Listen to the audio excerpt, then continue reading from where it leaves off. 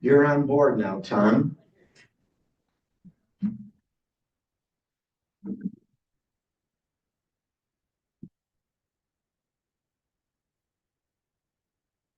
Good morning, all. It is good to be with you, and it is good to be here with two of my associates on the commission. And let me tell you, it's been an interesting journey in the last 4 months. Sitting on the city commission for the first time is an experience. Now, let me give you some idea of what that's like. You go for about 12 months working your fanny off to try to get elected. And you think, okay, I get right here to the end of it, I'm going to rest a little while. That's not it at all. Let me tell you what they do. They give you a fire hose, they stick it in your mouth, and they turn it on full. It has been very, very fast for the last 4 months. And while it's enjoyable, it's exciting, it is also scary as heck. Now, let me give you an example. Last night, we were commiserating, I'm going to use that term, over a $2.5 million road project right here, Curlew at Alt 19, because the state's going to redo that intersection. But we're going to spend $2.5 million moving utilities underneath it. Now, you talk about something I knew nothing about. I know nothing about how you move utilities underneath the road. But thank God we have a great staff who sit there and explain the very details of how they've gone about deciding how that's going to work. But that's just one item on one night's agenda. And you get everything from solar to how we handle a parking garage. You're not an expert in any of these things, and you can't be. And so you lean heavily on the staff. Now, let me tell you something. David, cover your ears real quick for me. Thank you. We have one of the best city managers in the country.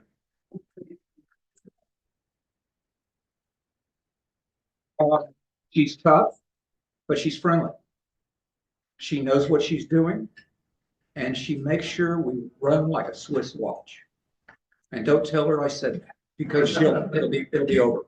I also enjoy Stephen. We ran together. The three of us ran the campaign together. Let me tell you about sign wars. No, I better not get that. It's just been a fascinating journey. And like I said, I've loved every minute of it. Let's get into downtown and city business. The Midtown parking garage renderings were presented to the commission on March 6th, and 2 of the 4 options were recommended for advancement. And by the way, let me tell you something. That is going to be a facility that doesn't look like a parking garage. And that's important that it doesn't. It's going to be a part of our downtown community. You're going to walk right by it, and 9 times out of 10, you're going to go, that's an interesting southern structure. But that's what you'll think. It's nicely done. We're very excited about it. By the way, also the former City Hall site is under design. We've approved some design aspects to it. The biggest thing is plotting the bathroom. By the way, we all want the bathroom on the site, and we want it as soon as we can get it. At least that's the general consensus of the commission. And by the way, I think they're locked in all the bathrooms at City Hall until we get that bathroom up. Under the affordable housing category, I'm pleased to advise that a 78-unit project known as Flats on Main Street is moving forward. The next step will be to send the project to LPA for their review in April. Okay, the commission received a version of the proposed historic district ordinance on March 4th. The new version provides that it must have 100% of the affected residents' approval. Now, that's important to know. This is something of a controversy, but that's where we are right now. The Main Street Exchange project is moving forward with Mazda's management. Boy, we'll be glad when that glass structure down there called Ocean Optics is gone, won't we? The problem is we'll have to go about 18 months on a construction site. So we're going to have to put up with that. Yesterday, the CRA met and presented their annual report. I encourage you to go online and look at that. In fact, I'm going to encourage all of you to become more government and politically sensitive. Right now, we've got a situation where nothing can be taken for granted in the way our federal, state, and local governments work. Be informed. know your position on things. Because right now, they're redesigning everything. And we're going to Tallahassee next week. We, the city commission and the mayor, we're going to Tallahassee to try to make sure they don't shut down local governments. It's on the agenda. Because if they remove our property taxes, city services will be profoundly affected, and that's on the table. By the way, who here attended the St. Patrick's Day event? Raise your hands. Okay. Who was at Mardi Gras? Yes. Can we throw a party? I mean, come on. Amazing. By the way, when you run for city commission, they don't tell you one of your skill sets needs to be throwing beads into the crowd. They just don't do that. And by the way, while all this was going on, your water kept flowing, your streets kept working, your lights were on, and when your toilet was flushed, it went somewhere. That's what city does. Thank you all for being here, and thank you for being the starting commission.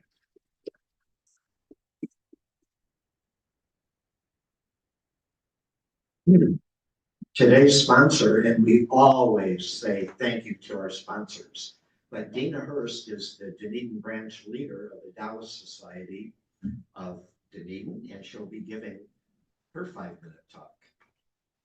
Thank you, Dena. Thank you, Blair. And thank you, everybody. So as Blair said, I'm Dena with the Taoist Tai Chi Society here in Dunedin, but as you'll hear in a moment, we're a lot of other places too. You probably know my colleagues back there, but we have Peggy Packman, who's president of the USA Taoist Tai Chi Society. We have Sean Dennison, who is the executive director of the USA Society and also an international director. And then we have 3 of our instructors and local leaders back there, Teddy, Brenda, Heather. So it's a really nice group. It's a lovely group to be with. And you can see that we really do care about the community, because hopefully you will see these faces and more everywhere that you go. Except we did miss the 2 big parties. Sorry, Tom. So the last time I spoke, we were just coming out of the pandemic. And like many of you with your organizations, it was kind of a slow ramping up time. But I am here to say we are back. And that is probably the #1 question that I get. What is happening at the Tai Chi place? What's going on in the building? So I will tell you what's happening with Tai Chi broadly, and then we'll talk about what's going on a little bit locally. So internationally, we're hosting 5 5-day retreats a year in Europe. The most recent one attracted over 140 participants from Europe, 16 different countries. So you can imagine all of the different languages. And that included folks from even Ukraine. So we are there. We have a good presence in Europe and really enjoying getting the folks together. We're holding 2 5-day international retreats in Australia and in New Zealand, 5 at our headquarters just outside of Toronto. So some of you I know have been up there to our Orangeville facility, and 5 here in the US, right here in Dunedin. So this is 5 times a year that we're bringing people from all over the country, all over the world to Dunedin. So again, we love this place as our home. And we know that our local businesses really enjoy the patronage as well. We've also added in recent years a cruise. So we will be coming up, I think, on our 4th cruise. We go out every January, Fort Lauderdale or Miami. And when we cruise, we do Tai Chi. So it doesn't matter where we go, it doesn't matter how long we go, we just do our Tai Chi practice. And if you think Tai Chi might be challenging on land, just try it on the high seas. It's an experience you will not forget. We also continue to meet weekly via Zoom. And some people might ask, well, why would you meet by Zoom when you're doing a physical practice? And for us, the answer is twofold. 1, it allows us to do our second favorite thing. Our first favorite thing is to do our Taoist Tai Chi practice. Our second favorite thing is to talk about it. So we get together and it's a Zoom with 600 plus people from around the world. So again, it's everybody talking together, moving together, practicing together, and it doesn't have to be about being in the same building together. So that was a huge lesson for us, and it really has strengthened our connections. As you can see, if we're in 25 different countries, we have to be together to stay strong as an organization.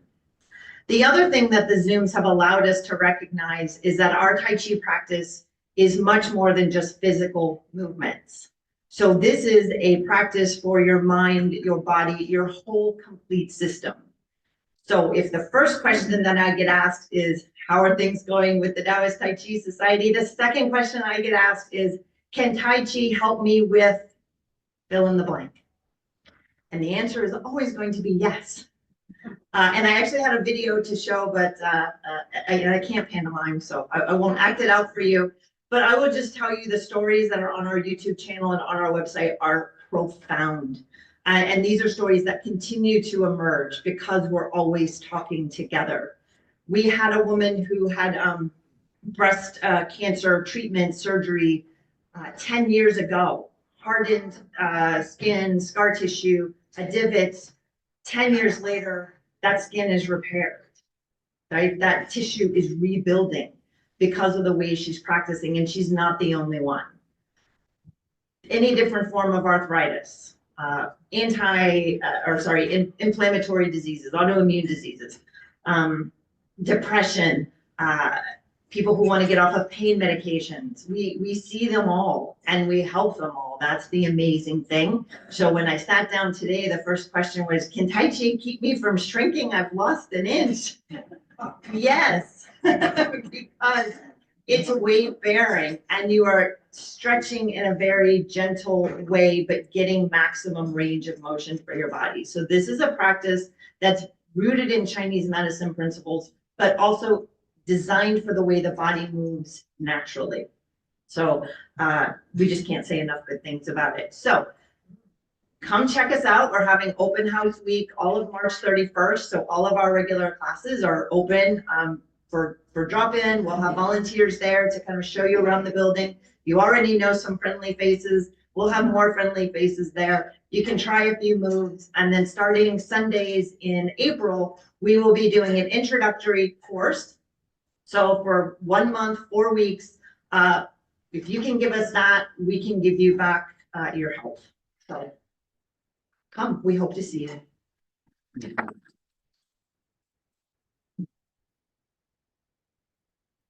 Before we do the spotlight, I do make notes before the meeting, and I forgot to give just a little brief background of Tom Dugard here. And I got this from the internet. I think it's true. You never know. But no. Tom has a master's in public administration and served 30 years as a United Way CEO in 5 different cities. And when you look at United Way, there are 36 countries, I think, and the wonderful work they do. So I did not mention that, and I think it's something all of you should know. He got out of prison. Oh God, wow. You know, one time I made a joke and it actually, I had no idea. Well, so anyway, for our spotlight, we have Pat Boward. I just met her, and she's with a literacy. That's a joke, folks. Literacy Council. Okay, you might think, wow, what a moron, but no. Literacy Council of Upper Peninsula. So please.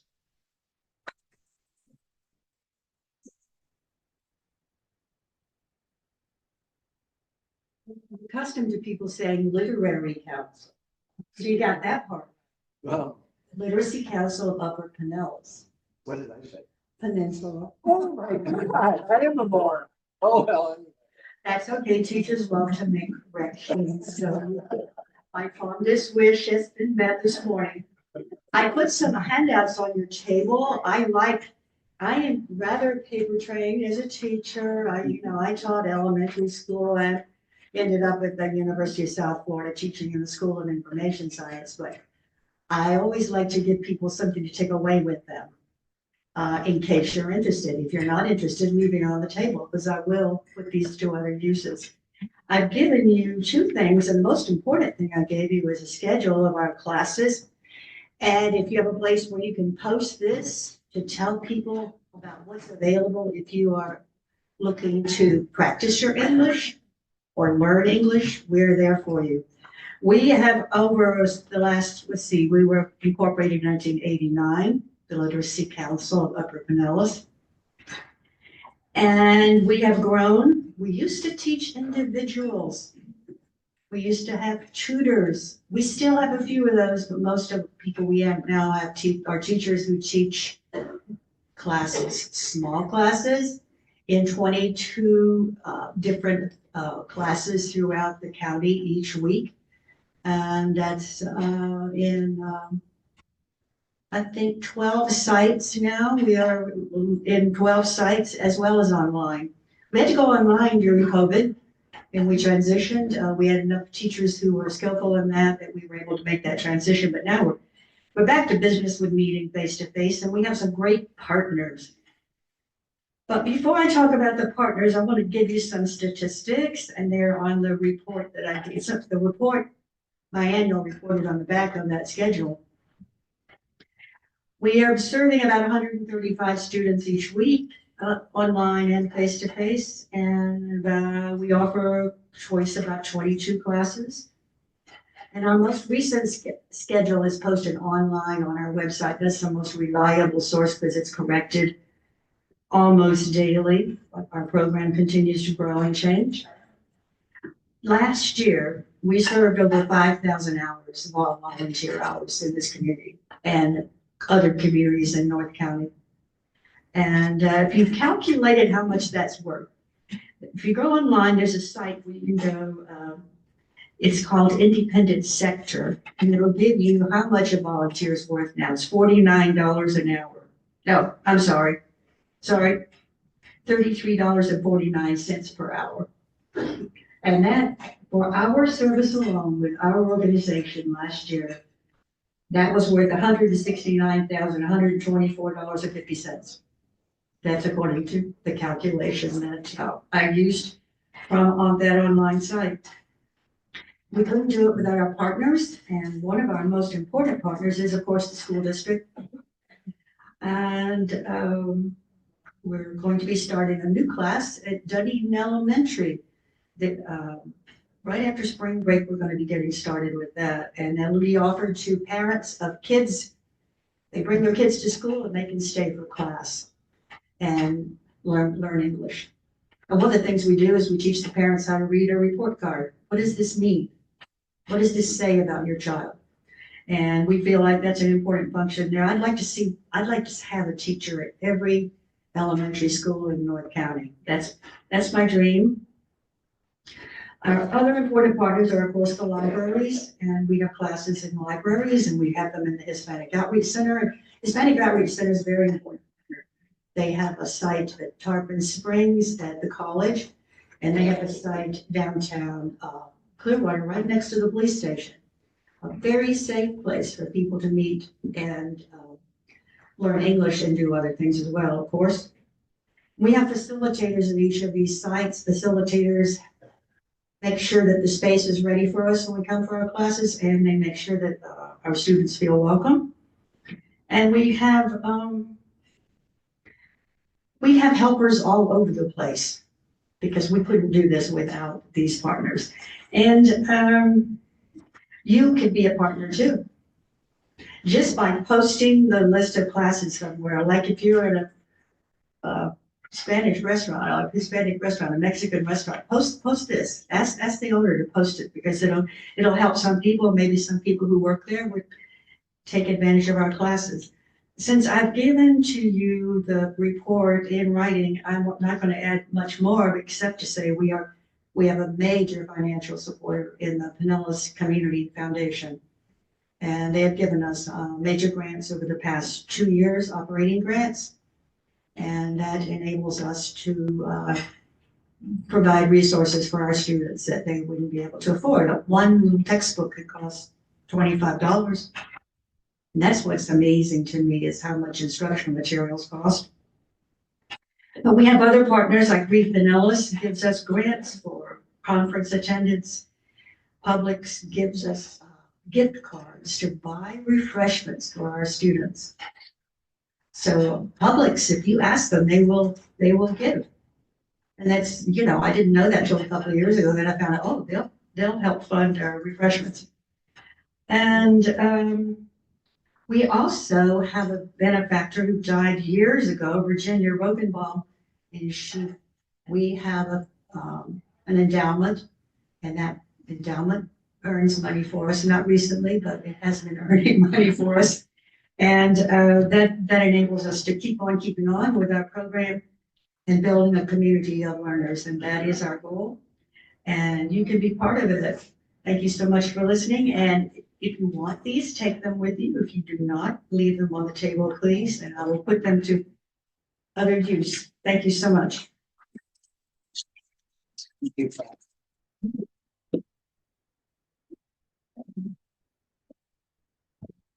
By the way, why I said Upper Peninsula, I'm from Michigan. This is the Lower Peninsula, this is the Upper Peninsula. So once it's in your brain, it's hard to get out. Anyway, we're going to be having a presentation by Alan, but before we do, I'll just take 1 minute to read this from the website. You ought to go to their website. And before I forget to renew your membership here. But it was so easy to go to their website, and I became a member last night, just like that. And you can become a member of Dunedin Council, just like that now. So make sure you renew. In any event, here is Director Alan McHale is a life member of the Scottish American Society and emigrated from Edinburgh, Scotland in 2001. Alan is experienced in fundraising and was president of the Dunedin Scottish Arts Foundation from 2013 to 2018, producing the Dunedin Highland Games and Dunedin Celtic Music and Craft Beer Festival. Alan works to promote Scottish heritage in the community and is working to implement strategic planning and budgeting to the Scottish American Society of Dunedin. Alan held the role of president for 6 years, which Joan now holds president and is currently treasurer of this organization. So he's very grateful for that $25. And is currently treasurer and manages all events at the Scottish Cultural Center, including entertainment and whiskey tastings. So with that, Alan, thank you so much.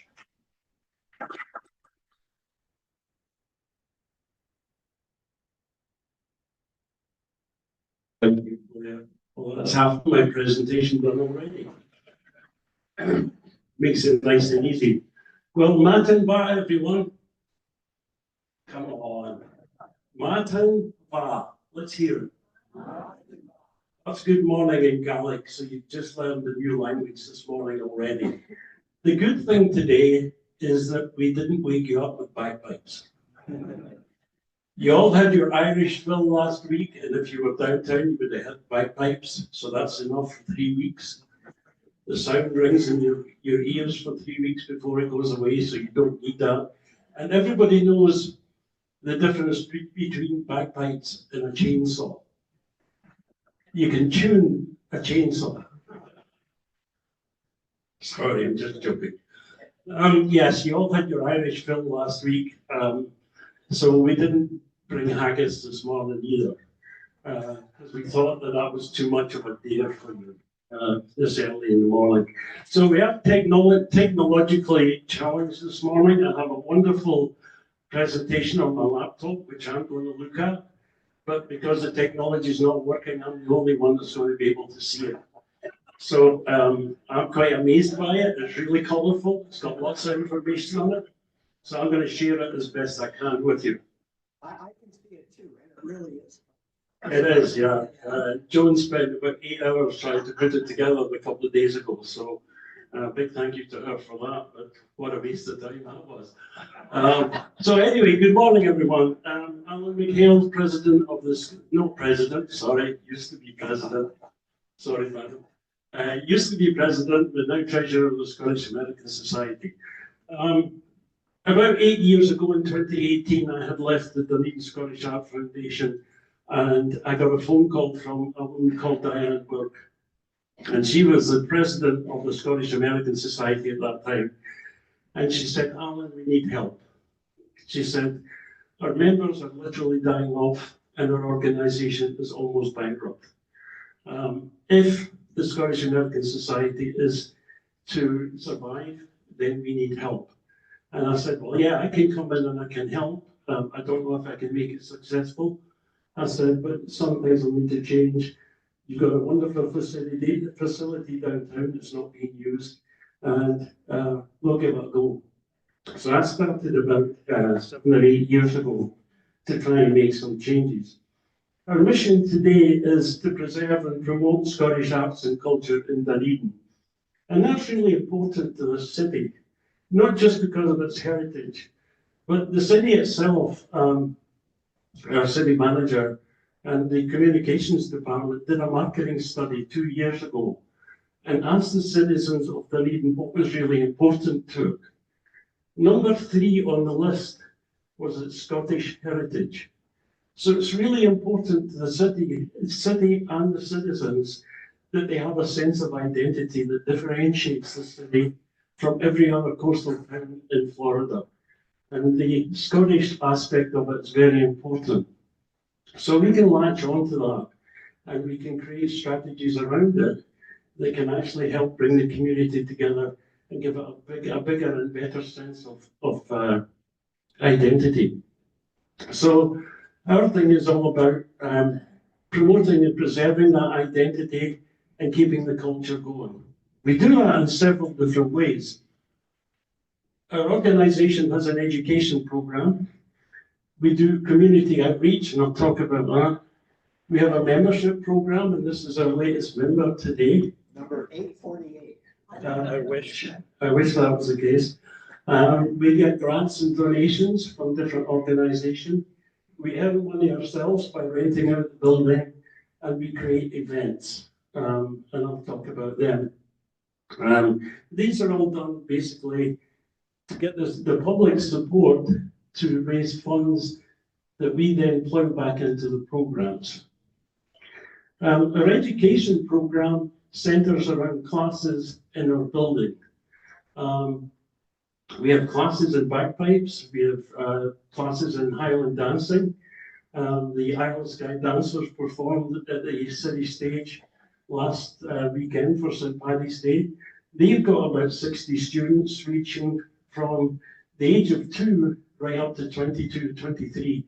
Actually, I think there's a 24-year-old right now who actually comes from Orlando, and she was voted the First Responder of the Year last year in Orlando.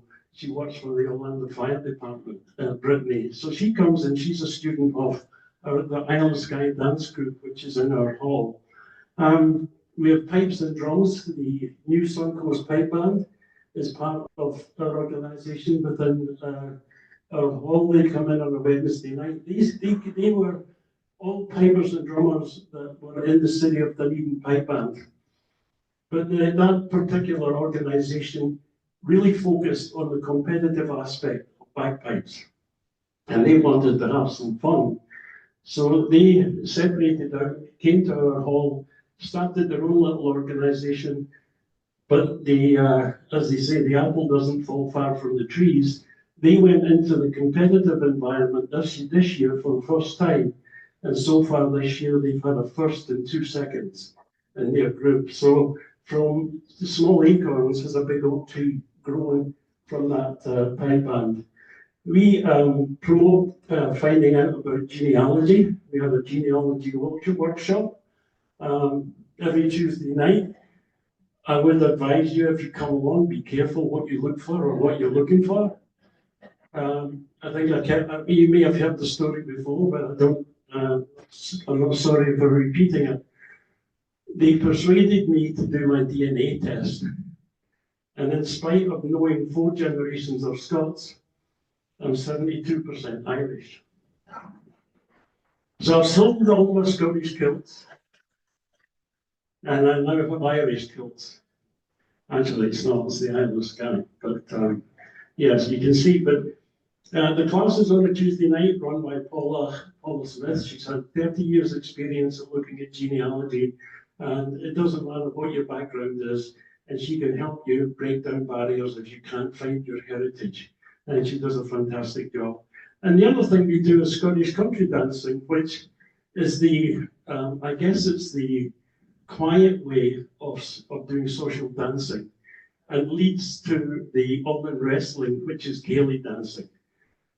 Anyone who's been to a Scottish Gaelic, it's assaulting to music, which is it's actually a fun night. And we've had them a couple of times at the hall.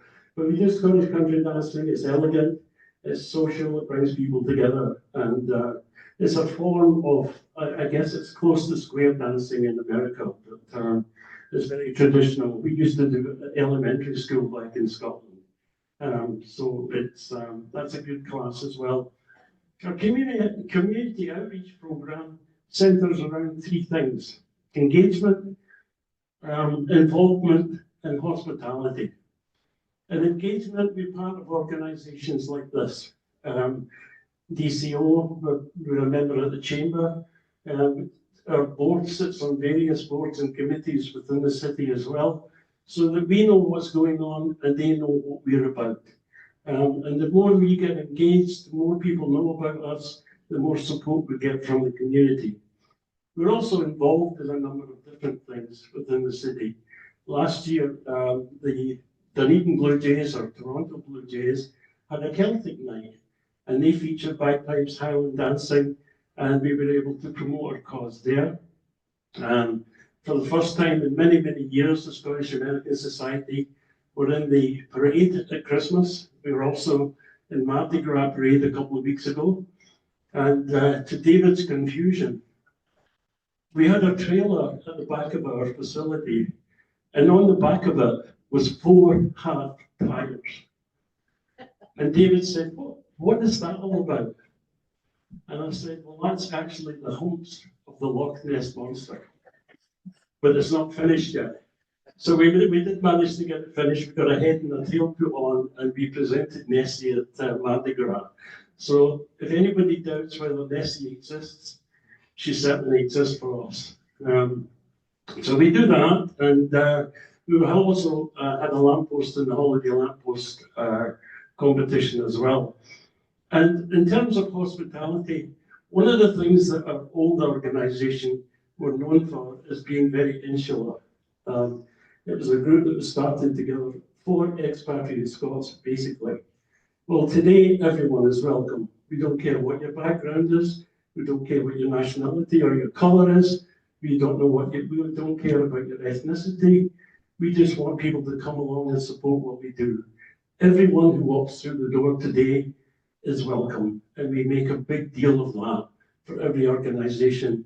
And in June this year, we're actually hosting 2 events this year for Pride as well. So these are things that our old organisation would never have thought about.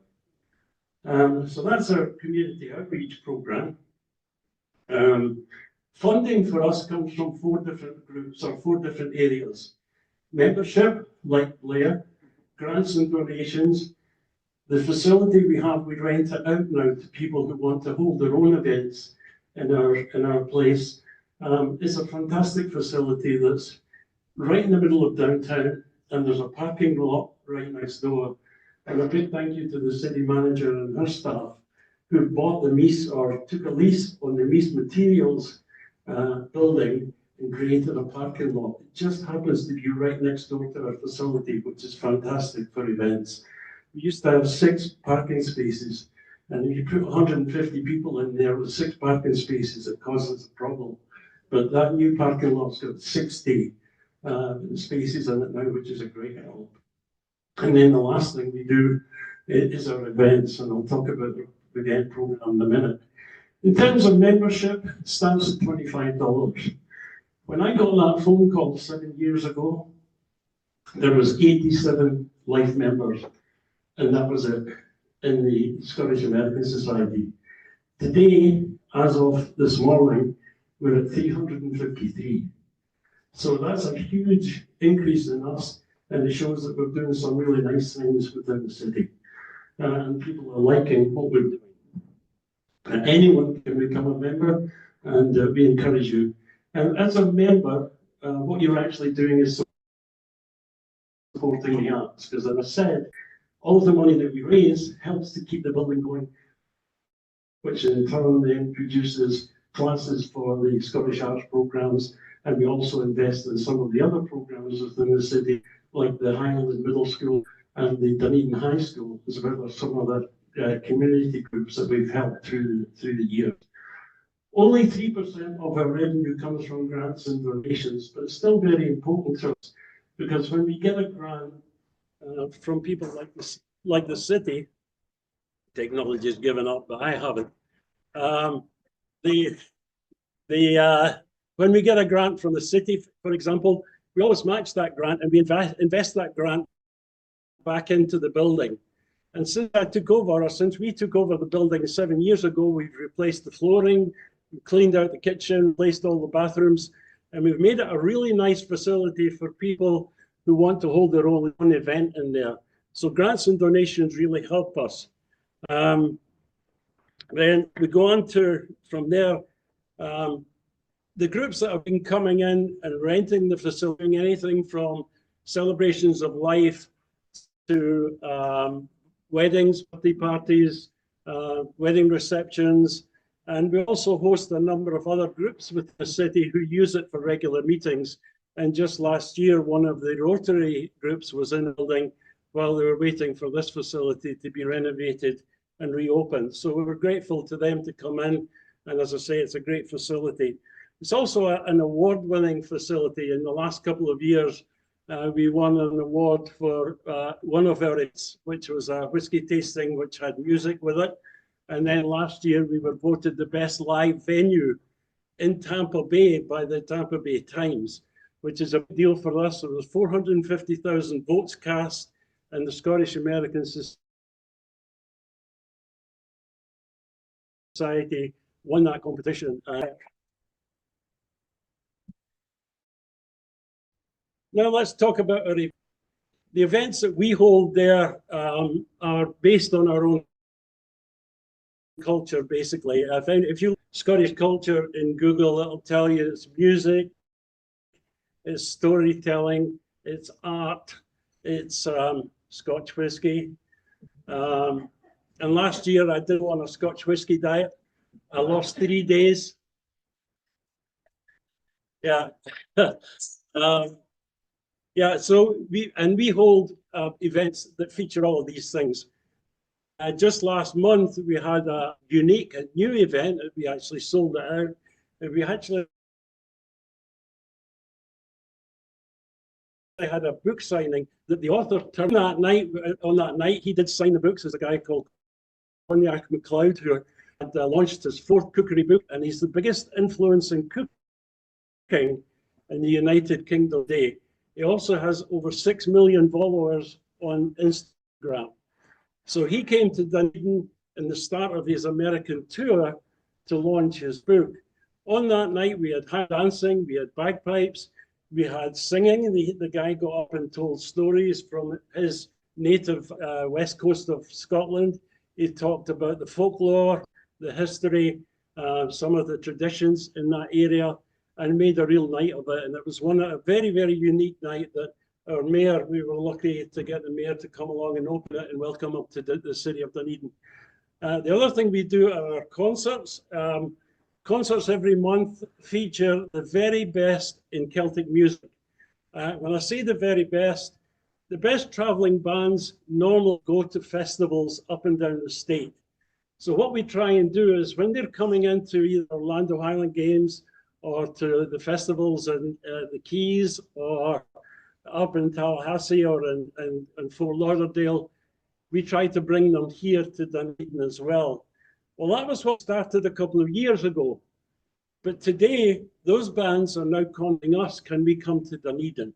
We've actually created a destination that they want to come to perform. So that's really puts us on the map in terms of Celtic music. We do other cultural events like our Scotch tastings. Scotch tastings are slightly different. We never have a formal Scotch tasting now. Everything's usually got food, music, and dancing and stuff like to go along with it. And we do them about 3 or 4 times a year. We've changed it to move it from just Scotch whisky into other whiskies as well, although Scotch is the best. Whichever one it is, it doesn't matter. They are really the best. But these events have become very popular for us.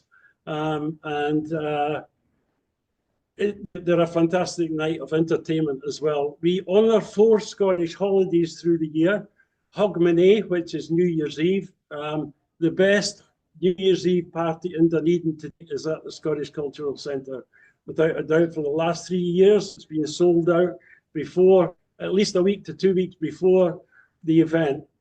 And in Dunedin, that's a miracle in itself, because Dunedin traditionally buys all the tickets at the very last minute. So we've been sold out the last 2 or 3 years for that particular holiday. We honour Robert Burns on January 25th. We have a Burns Poetry Night, which is usually featuring music and the work of Robert Burns. And everybody here knows Robert Burns' work, although you might not be aware of it. But Auld Lang Syne, which everyone sings in New Year's Eve, was actually written by Robert Burns. Then we do Tartan Day. Tartan Day is around the 6th of April. And that's actually been recognised by the federal government in a day which the government recognised the country. And that contribution started off with the Declaration of Independence. I think somewhere in the region of 50 to 54 people signed that document before it was written into law. And of those 54, 37 of them were either direct descendants of a document that's based on another document called the Declaration of Arbroath, which goes back to the 1300s. And the importance of that document and the Declaration of Independence is it separates church and state and gives the power to the people to determine how they are governed. So there's a great link between the United States and Scotland in that respect. So we always honour that date with some event. And then you've got St Andrew's Day, which is our patron saint, and we always have some kind of entertainment around that. So there's always lots of stuff going on at the Scottish Cultural Centre, and we've branched out from doing purely Celtic music to bringing in other forms of music as well. Last year we had a flamenco, and we bring in a band that used to be resident at the British Pavilion called Liverpool Live, and they have been voted 5 times the best Beatles cover band in the state. So we brought them in twice a year for the last 2 years. So we branched out to go just slightly beyond the Celtic music, very similar to Glasgow in some ways. So we've also got a social calendar. A Friday morning after I leave here, if I wasn't going on, of course, I'd be opening up the hall for coffee. If you want to come in and see us on a Friday morning, the coffee is free. Just sit down, have a coffee, have a shortbread, and talk to other people that are like-minded. But I opened that door to allow them to come in, because when I was in the hall working in it last year, people would walk in and ask me what the Scottish American Society all about, what was the building all about. I would make a cup of coffee, sit down and tell them about us, and that has now become a thing. And I judge the success of it by the number of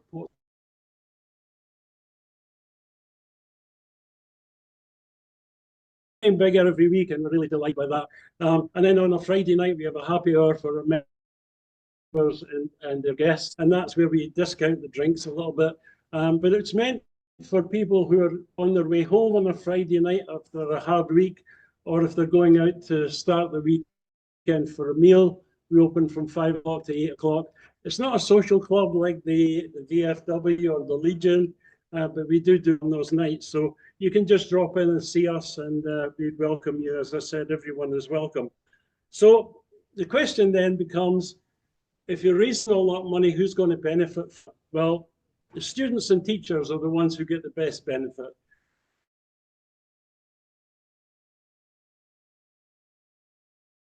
$1,000 worth of scholarships and subsidies to students of the Scottish Arts in Dunedin itself. So, thank you. The hall, as I said, refer to it as the hall, but the facility is open 7 days a week now, and probably be for those days for classes or for people being taught different things. But the teachers, we subsidize the teachers to keep them going so that they're not out of pocket to hold their classes. We subsidize the students either by giving them reductions in the class cost, or we'll pay for their travel and expenses and hotel if they're going to competitions around the country. People like the Suncoast United Pipe Band, which is a new pipe band in Dunedin, they received a few $1,000s from us last year to enable them to get uniforms, which are actually similar to this with the Isle of Skye tartan, and they're looking really sharp now, and they need that to be able to go out and compete. As I said, we also have offered and been able to give help to other groups within the Dunedin, as people would do in Scotland. We're always helping somebody out. And a couple of years ago, we actually had a benefit concert in Weaver Park for the people of Ukraine, and we were able to donate about $18,000 to different groups that were helping refugees from Ukraine that needed help when they come into this country. So we're always trying to do something either for the people within our city or people who need it generally that we can help out. So not for us that we do these things, but it also helps. And it's what I think are the best aspects of Scottish culture that we bring here to Dunedin. So how can you help? You can help in any way. You can become a member like Blair. $25 gets you started, and there's some benefits that go with that. You can make a donation or show us how to get to a grant, and that money would be invested in our facility. If you've got an event, you've got a group that are looking for a venue to hold an event, talk to us. Our facility is available. We want it there for the community to use, and we love it to be used by different groups and facilities. The last thing, or two last things you can do, is buy a ticket to our event. Although our 6 events since the storms, every event that we put on has been sold out. We are actually running the business. We do have reserves today. We have a membership of 300, and the organization is on a solid ground compared to what it was 8 years ago. The facility is fantastic. It smells good, looks good. It's very much a part of, it makes us proud to be able to open the doors to people within the organization. And I think I've covered almost everything I've got on my paper. I didn't even use the slides here, but we have an event which is the last of the winter season on Monday night. And when I say that we bring the best in Celtic music to Dunedin, on Monday night, actually featuring the 5 times world champion Irish dancer,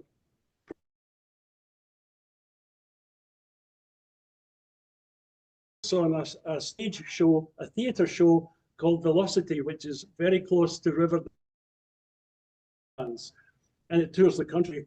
Well, he's coming into Florida, and we persuaded him to come to Dunedin, and again, that